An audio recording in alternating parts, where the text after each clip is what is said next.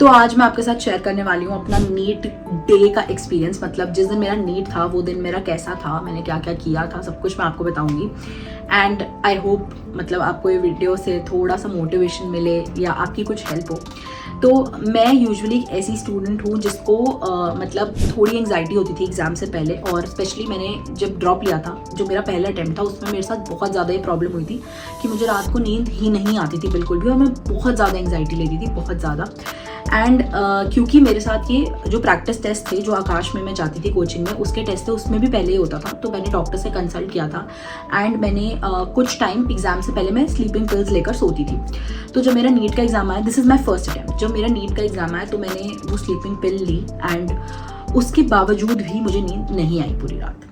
और हुआ ये कि क्योंकि मैंने वो नींद की दवाई भी ली थी और मुझे नींद भी नहीं आई, मुझे सुबह उठ के बहुत ज़्यादा हेडेक हुआ। एंड प्लस मेरी प्रिपरेशन उतनी ज़्यादा अच्छी नहीं थी, तो मैं बहुत अंडर कॉन्फिडेंट भी थी, और साथ में ये सिर दर्द भी हो गया था मुझे, और मेरी तबीयत भी सही नहीं थी। एंड मुझे कहीं ना कहीं ये मतलब नेगेटिव सा फील हो रहा था कि पता नहीं मेरे साथ आज क्या होने वाला है। एंड कट टू मेरा नीट का सेकेंड अटैम्प्ट जो था 2019 में। पूरे साल मैंने यही मेहनत की थी कि इस बार बस ऐसा ना हो कि मुझे एक दिन पहले स्लीपिंग पिल लेनी पड़े। हालांकि मैं ये नहीं बोलूँगी कि मुझे बहुत अच्छी 8 to 10 आवर वाली स्लीप आई थी, ऐसा तो तब भी नहीं हुआ था, क्योंकि मुझे तब तक ये रियलाइज़ हो गया था कि कोई भी ऐसा नहीं हो सकता।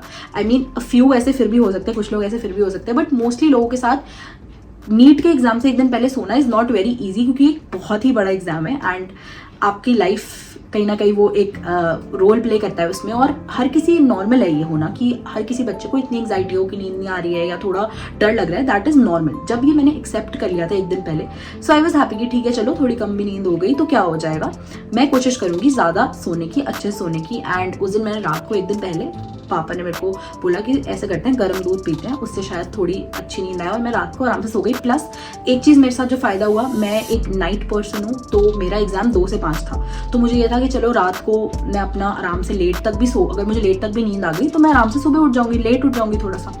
एंड वही हुआ, मैं रात को आराम से सोई, 1-2 बजे तक मुझे नींद लग गई थी, एंड मैं 10 बजे आराम से सोई, तो मेरी नींद पूरी हो गई थी लगभग।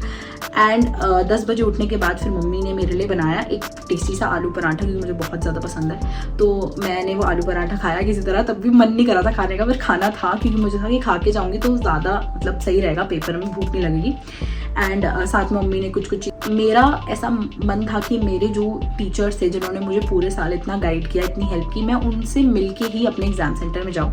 तो मैंने पापा से पहले बोला कि आप पहले कोचिंग चलो, और वहाँ पे मैं अपने टीचर से मिलना चाहती हूँ एक बार, और फिर ही मैं जाऊँगी। और वहाँ पे मेरे एक फ्रेंड भी था जिसने मुझे बहुत हेल्प किया है पूरी नीट जर्नी में, वो भी आ गया था, एंड उसने भी मेरे को ऑल द बेस्ट वगैरह विश किया, तो मुझे बहुत अच्छा लगा उस टाइम पे, बड़ा मतलब पॉजिटिव सा लग रहा था, और ये खुशी भी हो रही थी कि हाँ ठीक है आज ये जर्नी जो है बिल्कुल ख़त्म होने वाली है। फिर मैं एग्ज़ाम सेंटर में पहुंची, अंदर गई, एंड जो चीज़ मुझे उस दिन याद है वो ये है कि मैंने ये सोचा था कि मैं अंदर जब जाऊंगी तो मैं मुंह पे एक स्माइल लेकर जाऊंगी। मुझे हंसी भी नहीं आ रही हो तो फिर मैं स्माइल करती हुई जाऊंगी, कि मुझे अंदर से ये कॉन्फिडेंस लाना है कि ठीक है आज इसका एंड होने वाला है और मेरा एग्जाम बहुत अच्छा होगा। मैं इस कॉन्फिडेंस के साथ गई थी। अंदर लोग बहुत सारी बातें कर रहे थे कि न्यू वो न्यू NCERT पढ़ रहे थे खड़े होकर बाहर, बट मेरे को ये था कि ठीक है जितना करा है कर लिया है, अब बस मैं स्माइल करते करते अंदर जाऊँगी। मैं अंदर गई, लोगों का मतलब चेहरे के रंग उड़े हुए थे, मुझे नहीं पता, मैं अपना बैठी हुई थी, अपना स्माइल कर रही थी, मस्त अपना हंस रही थी। सारे लोग मुझे ऐसा लग रहा था मेरे को ही देख रहे होंगे कि भाई मैं इतनी खुश क्यों हूँ आज। फिर मैं वहाँ बैठी, और ना मैं हमेशा ये करती थी कि मेरा जो भी प्रैक्टिस टेस्ट होता था उससे जब जैसे मतलब बिठा देते हैं ना बहुत जल्दी अंदर सेंटर में, तो अंदर बैठ जाओ, और फिर वो बहुत देर लगाते हैं, पेपर डिस्ट्रीब्यूट करते हैं उसमें, तो मैं ना हमेशा सो जाती थी थोड़ी देर में, तो लगा 10-15 मिनट अपना नैप वाप ले लेते हैं, आराम से रिलैक्स कर लेते हैं, फिर पेपर देंगे। तो मैं उस दिन भी मैंने ये किया, मैं अपना आराम से हेड डाउन करके सो गई थोड़ी देर, 10-15 मिनट आराम से आंखें बंद करके लेट गई, तो उससे और थोड़ा फ्रेशन अप सा हो गया था। फिर पेपर मिला, और वो बीच बीच में चेकिंग करने आते हैं, तो जो लोग भी नीट दे रहे हैं आपको इतना ध्यान नहीं देना उसमें। मेरे को याद है वो कान में भी चेक कर रहे होते हैं, वीडियो बना रहे होते हैं, हर 5 मिनट में आ रहे होते हैं शुरू में, तो बट आपको डिस्ट्रैक्ट नहीं होना, आपको अपना पेपर पे ही ध्यान देना है, ठीक है। तो मैंने वो फिर किया, एंड मतलब क्वेश्चन सॉल्व होते गए, बायो सॉल्व किया, हो रहा था सॉल्व, केमिस्ट्री किया। मैंने अपने जो टाइम सेट कर रखा था कि हाँ भाई 1.5 घंटे मुझे बायो केमिस्ट्री ऑलमोस्ट कंप्लीट करना है, फिर उसके बाद मुझे फिजिक्स पे जाना है, तो वैसा मेरा सब कुछ चल रहा था। फिजिक्स के क्वेश्चंस भी लकीली थोड़े मुझे आसान लगे, कैलकुलेशंस भी ईजी ही थे, बहुत ज़्यादा मुश्किल नहीं थे। एंड मेरा पेपर हो गया। मैं बाहर आ गई सेंटर से। बाहर आई तो मेरे मम्मी पापा दोनों मिठाई लेके खड़े हुए थे ऑलरेडी, और मुझसे पूछा भी नहीं कि बेटा तुम्हारा पेपर कैसा हुआ है। आए और मुंह में ऐसे मिठाई डाल दी, बोलते बेटा हमें पता है कि तुम्हारा सिलेक्शन हो जाएगा अब इस बार, और बोलते हमें तुम्हारी खुशी से ही लग रहा है कि तुम्हारा सिलेक्शन हो जाएगा। एंड उसके बाद जब मैं वापस आई मैं बहुत खुश थी। साइड में एक मंदिर था जिसमें मैं सुबह बैठी हुई थी। जब मैं सुबह आई थी तो थोड़ी देर वेट करी थी मंदिर में, फिर वहाँ पे उस मंदिर में गए एंड भगवान जी को थैंक यू बोला कि पेपर अच्छा हुआ है और मतलब अच्छा लग रहा है बहुत कि हो जाएगा सिलेक्शन। फिर बस गाड़ी में बैठी, और गाड़ी में बैठती फ़ोन शुरू हो गए कि हाँ भाई क्या रहा, इस क्वेश्चन का क्या किया, उसको। मेरे दोस्त जो थे हम लोग साथ में ही प्रिपेयर करते थे, तो सब लोग डिस्कस कर रहे हैं कि हाँ भाई इस क्वेश्चन का क्या किया, इस क्वेश्चन का क्या किया, मेरा भी यही है, तेरा भी यही है। तो ये सारी चीज़ें चल रही थी एंड शाम तक ये सारी आंसर कीज़ और ये यूट्यूब पे आई जाती हैं, तो ये सारी पता चल गई। उस दिन मेरे को याद है मेरा स्कोर बना था 665, एंड क्योंकि 2018 में 665 was a very good score, उसमें 100 रैंक आ जाती थी, पर 665 आ गया था मेरा स्कोर, तब तक बना था। एंड मुझे था कि भाई बहुत ही ज़्यादा अच्छे नंबर आ गए।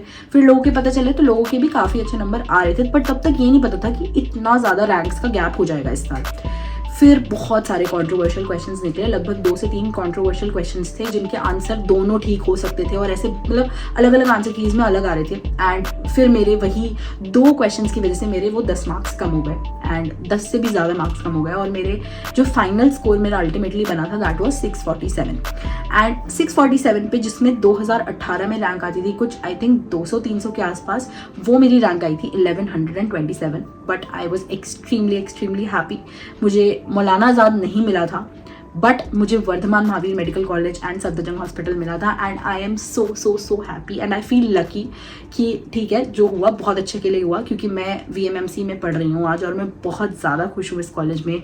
मुझे मेरा कॉलेज बहुत ज़्यादा पसंद है, अबाउट एवरीथिंग, जो भी सब कुछ है मेरे कॉलेज के बारे में, I just love it.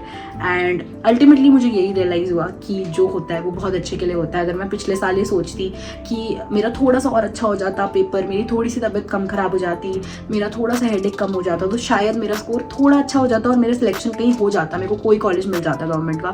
But आज मैं जितनी खुश हूँ उतनी खुश मैं शायद नहीं होती। And ultimately the end of the story is कि जो भी होता है ना अच्छे के लिए होता है। कॉन्फिडेंस रखो एंड भरोसा करो बस कि अगर आपने मेहनत की है ना तो आपको उसका जो फल है ना वो ज़रूर मिलेगा। आज नहीं मिलेगा, कल नहीं मिलेगा, पर एक दिन ज़रूर मिलेगा। तो मेहनत करते रहो, और अगर आपने मेहनत की है, दिल से मेहनत की है, तो कोई भी ऐसा नहीं है जो आपको आपके सिलेक्शन से रोक पाए। सो या that was my NEET day story. I hope you enjoyed it, and if you did, do not forget to subscribe to my channel.